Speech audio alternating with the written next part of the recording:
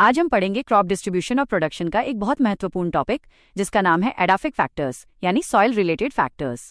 सबसे पहले समझिए, एडाफिक फैक्टर्स का मतलब होता है मिट्टी से जुड़े वे सभी तत्व जो फसल की ग्रोथ को प्रभावित करते हैं। मिट्टी ये तय करती है कि कौन सी फसल उगाई जाएगी, उत्पादन कितना होगा और फसल की क्वालिटी कैसी होगी। इसलिए किसी भी रीजन का एग्रीकल्चर पैटर्न मिट्टी पर बहुत ज्यादा डिपेंड करता है। अब हम मेजर एडाफिक फैक्टर्स को समझते हैं। सबसे पहला फैक्टर है सॉइल टेक्सचर। इसका मतलब है मिट्टी में सैंड, सिल्ट और क्ले का अनुपात। टेक्सचर से मिट्टी की वाटर होल्डिंग कैपेसिटी, एरेशन और रूट पेनिट्रेशन प्रभावित होता है।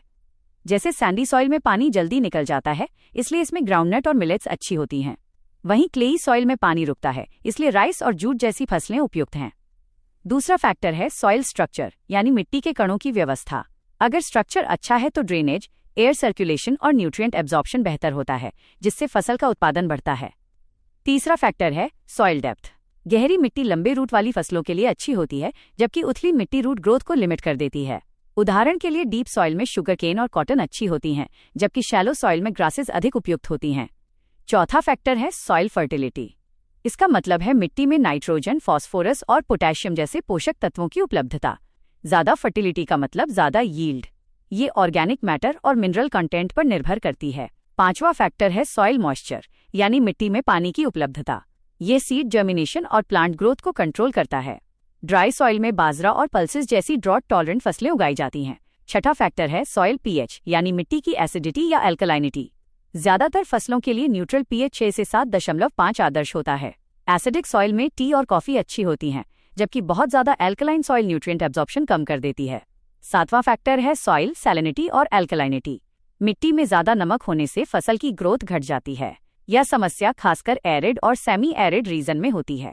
इसे रिक्लेम करने के लिए जिप्सम ट्रीटमेंट और ड्रेनेज जरूरी होता है। आठवां फैक्टर है ह्यूमस या ऑर्गेनिक मैटर। ह्यूमस मिट्टी की फर्टिलिटी, स्ट्रक्चर और वाटर रिटेंशन को सुधारता है। जितना ज्यादा ह्यूमस उतनी ज्यादा प्रोडक्टिविटी। नौवां फैक्टर है सॉइल टेम्परेचर। यह बीज के अंकुरण को प्रभावित करता है। ठंडी मिट्टी में ग्रोथ स्लो हो जाती है, इसी कारण वीट और राइस जोन अलग अलग होते हैं। 10वां फैक्टर है सॉइल ड्रेनेज। अच्छा ड्रेनेज वाटर लॉगिंग रोकता है। खराब ड्रेनेज से जड़ों को नुकसान होता है। राइस वाटर लॉगिंग सहन कर सकती है, लेकिन वीट नहीं।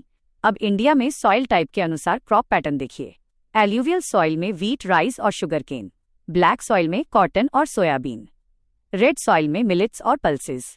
और लेटेराइट सॉइल में टी, कॉफी और काजू। निष्कर्ष ये है कि मिट्टी के टेक्सचर, फर्टिलिटी, पीएच, मॉइस्चर और ड्रेनेज जैसे एडाफिक फैक्टर्स किसी भी रीजन के क्रॉप पैटर्न और एग्रीकल्चरल प्रोडक्टिविटी को तय करते हैं।